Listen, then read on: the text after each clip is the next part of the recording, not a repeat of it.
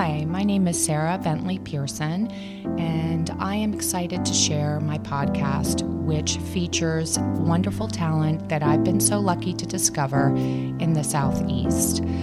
This was born out of a list that I created in 2015 called Sarah's List.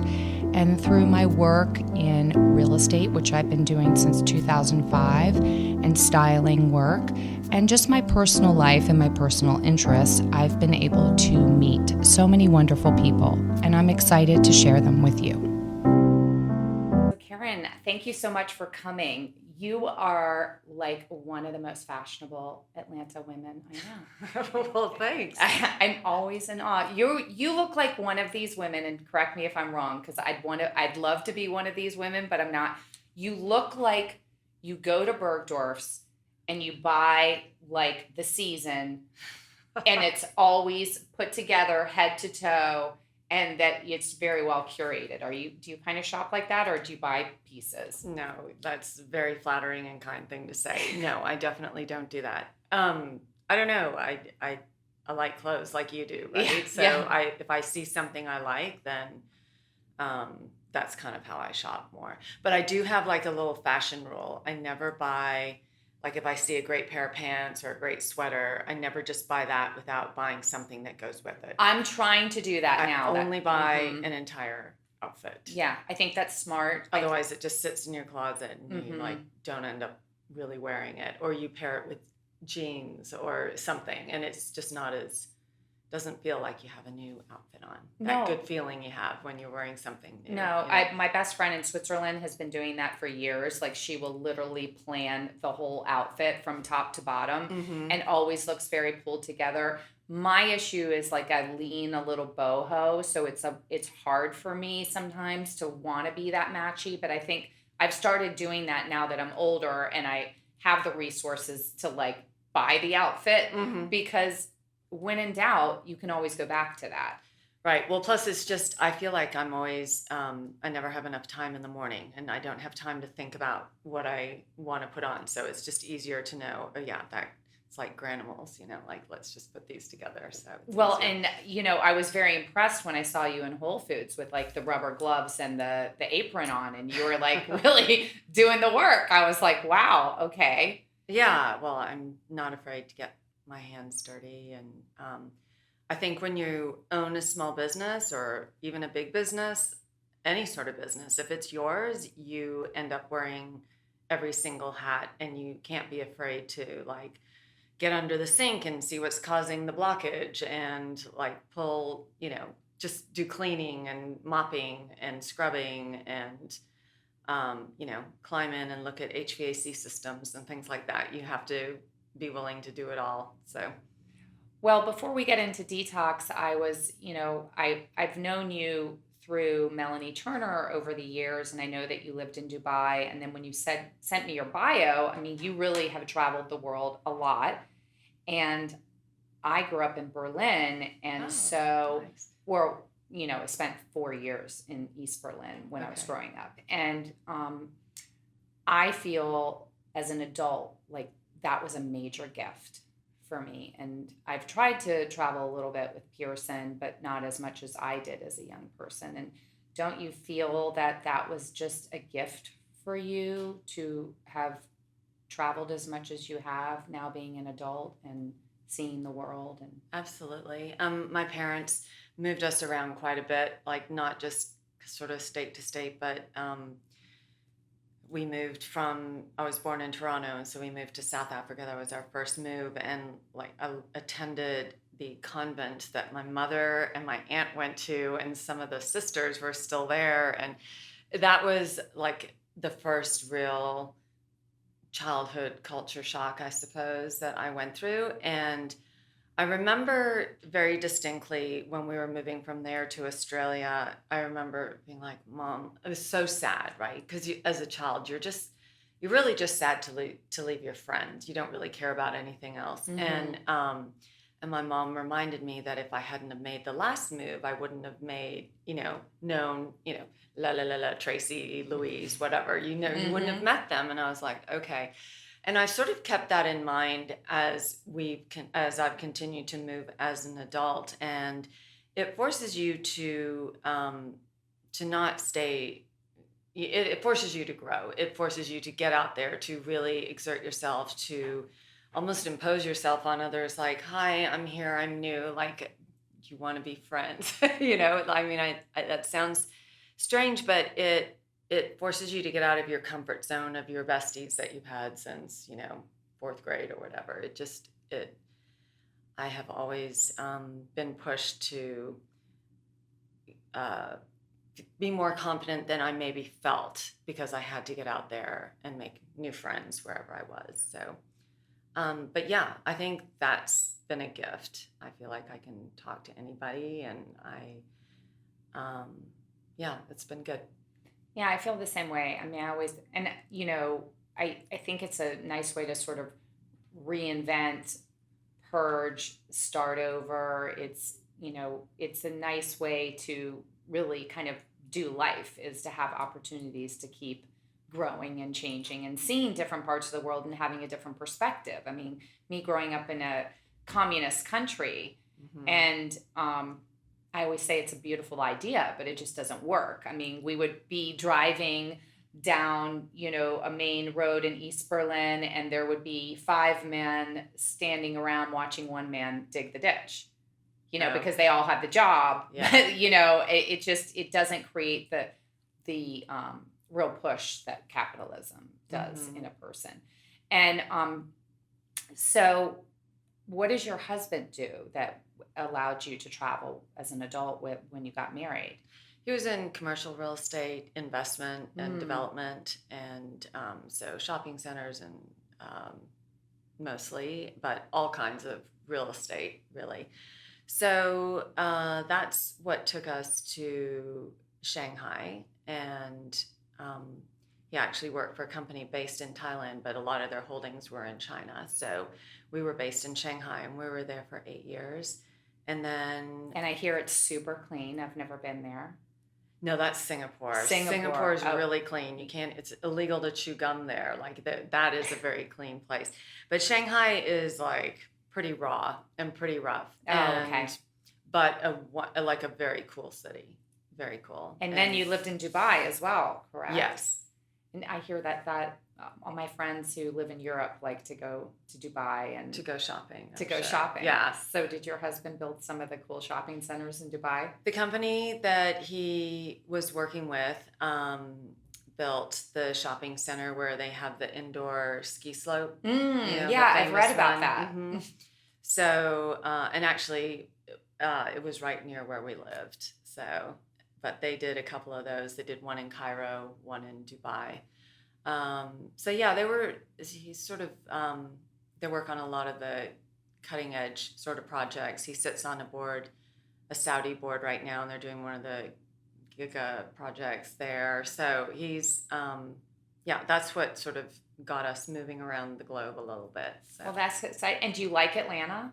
I love Atlanta. Yeah. I'm really, really happy here. I found, when I first moved to Atlanta, well, I met my ex-husband in New York, and then he did his residency in Alabama, at Birmingham. And I was like, okay, love you lots, but, I'm not going to spend the rest of my life in Alabama, because dentists sort of hang their shingle and stay. Right. And so then we moved to D.C. and D.C. area, actually, Northern Virginia, and he wasn't happy there. So I said, okay, I'll move, but don't move me to some small little town where there's no Neiman's or Whole Foods, or I'll die, because I have to eat well and buy some nice shoes every once in a while or whatever. And I moved here, and I thought, it's all strip malls. I couldn't, I wasn't getting it. But I've met so many fabulous people. And I always tell people, being in real estate, what's Atlanta like? And I said, as urban center, not necessarily so dynamic, but there's so many beautiful residential neighborhoods here. There's not just one. I mean, I could probably list off 5 or 6, depending on your personality and what you were looking for. Right. I think it's a nice city. It's very hospitable, and there's a lot of talent here. Oh, for sure. I think Atlanta's if you're going to live in the Southeast, like it is absolutely the epicenter of where things are happening, and you have the airport, and the airport alone, to be able, it's the largest in The world. yeah. And the busiest, Uh-huh. and took that title from O'Hare a few years ago. And so there's something to be said to be able to get on a plane and fly directly to almost anywhere. And if you lived in Savannah or you lived in Charleston, like you've got to hopscotch all around to get to where you want to go. And there's something really good about someone who enjoys traveling to be able to get somewhere directly. And I think that, we have a lot of major corporations headquartered here. And I think that I love Atlanta because it's got 4 seasons and you get to enjoy all 4 of them. Each one truly lasts about 3 months. And except for spring. I feel like it goes from winter to summer in like 2 weeks. But yeah, I get you. Yeah, I like it. I think it's one of the few cities where you feel like you can get to a great restaurant, you can see good art, you can do lots of things, and you're in the city, but you can actually have a yard. You can actually have space. You can actually have a home. There's not many cities in the United States that are as large as Atlanta where you can live in the city proper. And I mean, not the CBD obviously, but like in Buckhead or one of the outlying areas that still have an Atlanta address and have a home with a yard and even a pool if you want. No, I agree. I mean, we're still kind of look pretty cheap compared to a lot of other cities. It's changing. I feel like the upper end market in the past 10 years has really doubled in terms of the cost. But if you look at other cities, we're still very affordable, and it's a nice lifestyle, and we have great schools. And that's really nice too. So why Dtox? I mean, how did that come about? Because I know you were living here for a little bit before you decided to do that. Right. So I was, I've been a juicer for probably, 20 plus years. I can't remember when I wasn't really making juice. I bought myself a Jack LaLanne juicer. I don't know if you remember him. He was like one of those old school 70-plus-year-olds on the commercials on TV. Yeah, I did. I'm still working out and doing push-ups. And anyway, he came up with this juicer. My grandmother actually used to make juice for my grandfather and claimed that's why he was so healthy. But she literally would take like the leftover roast from Sunday night, like the potatoes and the asparagus, whatever, and put it in a blender the next morning, like super gross. And he would drink this like dark, gluggy stuff in the morning. That's weird. So we've evolved a lot since then. And we, of course, I always just used fresh fruit, fresh vegetables, and a little bit of apple maybe. But yeah, so I have always enjoyed how good it makes me feel. And I think it's amazing how food, when you take it in, can immediately have an impact on your mood and how you feel. And when my boys were little and they'd have a stomach ache or they weren't feeling well or they overindulged in potato chips or candy or something, I'd make them eat an apple. And like, it's amazing that you can actually feel better after you eat something healthy. Yeah, I find that with children, my diet is really poor. I'm good in the morning and I'll do my smoothie and put in all my wheatgrass and really try to get those nutrients. And then maybe like I was telling you earlier, I'm not eating as much as I used to. I'll just eat a little bit during the day. And then at night, I'm like, oh my God, it's hard with children to be as disciplined. It is. But you're starting out, you've had an evening fast of not eating while you're sleeping. And then the first thing you put in your body is full of nutrition, so you're doing fine. Yeah, I try, but the juicing thing, I did a blueprint cleanse years ago. I mean, it must have been 20 years ago, and I remember I was on day 3 and I was in Neiman's, and I was coming down the elevator, and I was like, I have no idea where I parked. And lightheaded, and we do offer a variety of cleanses, and some are more satiating than others with hearty soups and things like that. I personally, even though we sell a lot of our cleanses, I find it very difficult to do nothing but have a liquid diet. And so I almost always end up having one of the ingredients from the cleanse, like whether it's celery or apple or whatever, and I will I'll have a little bit of that and have maybe some nuts or something. But any little bit that you're doing is good. It's like exercise. It's like reading. It's like anything. Any little bit you learn or any little bit that you do, you don't have to be like all or nothing. So I think you're still way ahead of the game by doing that. It doesn't matter. By the end of the day, you're digging your hand in a bag of potato chips or yeah, that's what's happened. Yeah, Like, okay, because I'm you have grazing. teenagers Yeah, in and the I'm house. grazing and I'm tired and I really don't cook as well as I'd like to. Whereas if it's just my husband and me, then we eat pretty healthy if it's just the two of us. But you're kids need the fat. They need everything. Yeah, and they can, like, the bodies are so beautiful at the young age. I know. 2 teenage boys, they can eat a lot. And you were so nice to bring me something from skincare. So it seems like you're trying to take detox from not just juice, but kind of expanding it as a lifestyle. Is that right? Well, I think that to have an interest so deep into health and wellness and what you're putting in your body, putting what you put on your body is also an equally important.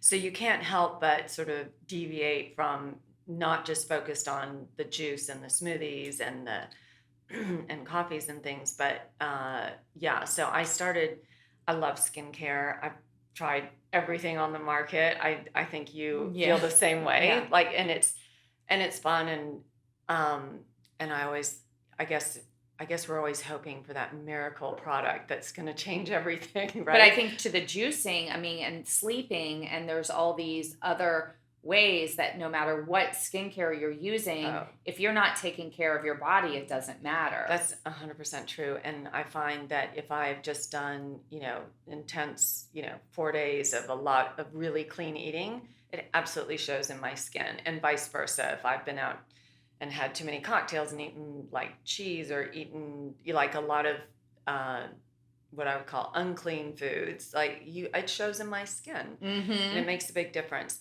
I happened to come across the CBD serum that we now sell. I was meeting with a manufacturer and actually looking for a CBD chocolate that we could sell just, at the counter. And in doing so, I learned a lot about the process and a lot about all the great things that CBD does above and beyond, like curing our ailments. It's actually antimicrobial and anti-inflammatory. So to put that on top of your skin is really good for puffiness and for like teenage acne and for blemishes. So he gave me this sample, and I didn't do anything with it because, of course, being fussy about what I put on my skin, I was like, yeah, whatever. And then one day I put it on, and I woke up the next morning, I was like, wait, what is this stuff? And it smelled horrible. So we tweaked the formula, and we got it so it didn't smell like weed, essentially. Oh, really? It did. Okay. CBD can really maybe not always taste great and doesn't always smell great, but we increased some of the like elderflower and some of the other ingredients to tweak the formula, and I love it. I've been using it for 2 years now, and I use it just even if I have nothing else on my skin, I just put it on as a protector, and it's highly moisturizing, and I love it. I love knowing that every ingredient in there is pure and good, and there's no chemicals and nothing else. And anyway, it's been good. Yeah, and I'm really fascinated. I learned to meditate a few years ago. Shortly, I guess, after I divorced or somewhere like that, a friend of mine was so cool to be like, I've gifted you to learn to meditate with Prudence. Oh my gosh, in Florida. Yes. She's the sister of Mia Farrow. Mia Farrow, yes. And Melanie told me about her. So I did it with Melanie too. Okay. She was there too. And it's the one thing that I drops off. It's kind of like eating for me, but worse, drops off. But when I go back to it, I feel so good. And I really feel like, I wish there was more of a concentration of places and businesses that foster health and mental health. I mean, I've also done all these workshops. I've done Tony Robbins, Landmark Education, and talk about being beautiful from the inside coming out on Oh you my as God. well. You know, when you feel good about yourself. The nicest people are so attractive, really, no matter what they look like. Right. There's something that literally shines out of their, but not beams just out of them. nice, not like saccharine nice, like Southern but nice, but like content, happy, yes, peaceful, at peace, at peace, and at peace with your decisions. You know, Yes. that's something that's been a struggle for me in my life, to be 100% behind decisions I make. I don't know if that comes from growing up in an alcoholic home and like not really sure, but now being the age that I am, I'm much more sure that I'm doing the right thing, and I have to kind of just trust in myself a little bit and go with my intuition. Yeah. And that's something I'm trying to foster even more, is to really to trust my gut and to be more at peace with myself. But I love how, circling back to detox, that, you know, and meditation, I feel like, you know, I know there was a place called Sama here that had some meditation, and then, you know, that didn't really stick. But when I was in California, I went to a place in Malibu where we did meditation, and then we had our juice, and then we went walking, and then we bought some cute clothes, and it was like the perfect day of feeling good and being around pretty things and a pretty environment. And I, you know, I feel like you're kind of a leader in that world. Are there any things kind of coming with detox and your vision for the business that would be interesting for listeners to know? I think, well, first of all, congratulations. I think like to be able to meditate and to keep that as part of your health and wellness routine is amazing. I've yet to conquer that. And I keep, you know, I'll put it on my list for 2023. Oh, I don't stick to it every day, but I think to. it's important. And whether it's like a proper meditation or practicing gratitude, which I do practice every morning, I sort of go through as I'm getting ready, like all the things I'm grateful for. And I think that puts a lot of things in perspective as well, and reminds us of how truly lucky we are. And so the day feels more blessed and more like a gift, and it makes you a little more welcoming for your day. But yes, I think Sama was kind of ahead of its time in integrating the meditation into, you know, like good food and meditation. We don't plan on doing anything like that, but what we're really focused on at Dtox is to get our products to everybody and to make it easy, so that you don't have to like get in your car or just leave and live in Atlanta and drive over there. So we're trying to, we're working on making our products easier to ship, and maybe in a format where it's easier to get the nutrients and easier to get the benefits of what it is we provide in our store. So we've actually engaged with some scientists to look at, you know, to look at reconfiguring the way we do things, and to figure out ways to condense it, or to do something where we can, like a powder form of something. Yeah, maybe it ends up in a powder form, so that we have the ability to ship it out with ease to everybody, so everyone can sort of experience this. And really the impetus and the drive behind all of what we do is knowing how good I feel when I'm drinking juice and when I'm really taking care of myself. I want everybody to feel that way. Like, it should just be a happy place, where it should just be a place where you come because you want to feel good, and you just want to, it's like a little form of self-care, really. Like, the same way you feel after you work out, you know, like you feel a little proud, like then you go have a green juice and you feel even better about yourself, and it's a nice way of feeling. And we just want more people to have access to that.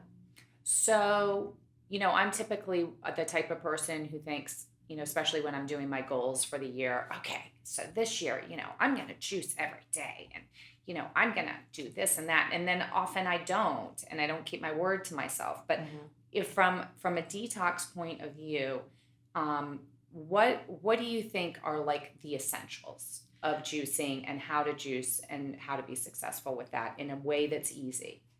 I think a green juice, just one green juice a day will And which one? do a lot. Well, depending on who you are and what's important to you, we have Green Love, which is sort of a universal green juice with lots of micronutrients. And each bottle of juice, each like one of our 12-ounce juices has about 2 pounds of vegetables. Like you would never be able to consume that at a table. So you're really heavily dosing yourself with a lot of nutrients, and which is the reason you feel good afterwards, right? Because you couldn't sit there and eat as many carrots and as much lettuce and as spinach and whatnot as what's in there. But if you could do a green juice and a probiotic every day, I think you'd be so ahead of the game. I do my probiotics and do all of that. It's so important. And so the Green Love is our universal, great tasting, even children like it. And then we have a Slim Shady, which for those who count calories or don't want to raise their glycemic levels at all, or they're not looking for energy from their juice, that has only 30 calories per serving, and it doesn't have any fruit in it. So it's a little more for the hardcore juicer. It's like, I think I would like that. Yeah. So someone like you would probably like that. And my kids prefer Green Love because it's got a little bit of apple in it to, cut the taste. It's hard to make a lot of vegetables in a liquid form taste good. So we tweak it with like a little lemon, a little ginger, a little apple, whatever it is that we need to add to make it tasty so people actually want to have another one. And you know what's shocking to me is schools that are very educated schools or even hospitals, what they serve. I know, it's and shocking. It's so Hospitals shocking. Especially. Like Jell-O, like what? I know. And canned fruit. And my son's school, and the kids love it, so I'm not busting on the school, but Chick-fil-A, I'm sorry, maybe have that, but it seems like there's, and trust me, it was the same when I was growing up in the school, except for when I lived in Berlin, and Mittagessen, which is lunch, is their main meal, and it was very nutritious. I mean, it was a little Germanish, heavy, but it was like a real meal. Yeah. And, I'm always shocked at how we as Americans eat. Yeah, I know. I mean, it's okay to have Chick-fil-A every once in a while. No, and that's kids fine. Need to be kids. Yeah. Love at School, where my boys went, actually in their cafe sell Dtox Juice. Oh, they do. And we give them a really good, we try not to make any money on that transaction, and we just want to make sure that these kids have access to a healthy option. Okay, I'm going to send this to Holy Innocents because I think I've noticed with my son, if he's given us a healthy option, he might take it. Right. It's not that he's completely opposed to it, but it's really what's in front of them and what their peers are doing. But I think nutrition, it's funny in school, my son and stepdaughter are physics, biology, they're doing all these things. And that's great because you need to be exposed to that and you don't know what's going to pique your interest and you might become a biologist or whatever. Right. But a lot of times they're not teaching the things that to me make a happy, successful life. And when I did landmark education, they talked a lot about integrity and your word and authenticity. And then let's talk about money and how you handle your money. And then health and how, if you're in sports in high school, that's great. But are you doing it for just the competitive, or also are you going to start habits that will follow you through your life? Yeah. Because there's a lot of athletes that once they're done playing the game, don't move their bodies. And I feel like health and what you eat is such it's like a cornerstone to your life. I feel like this is an important part, that even educating their kids on eating well. And I think we all try, us who we eat pretty well, but yeah. Well, unfortunately, it's more expensive to feed your children well, and it's and our country doesn't have depending on where you are, it's really difficult. It's cheaper to get the, McDonald's just did a special like 99-cent burgers. Like it's going to be easier to feed your child that than to spend, $8 on a juice, right? On a nutritious juice. So it would be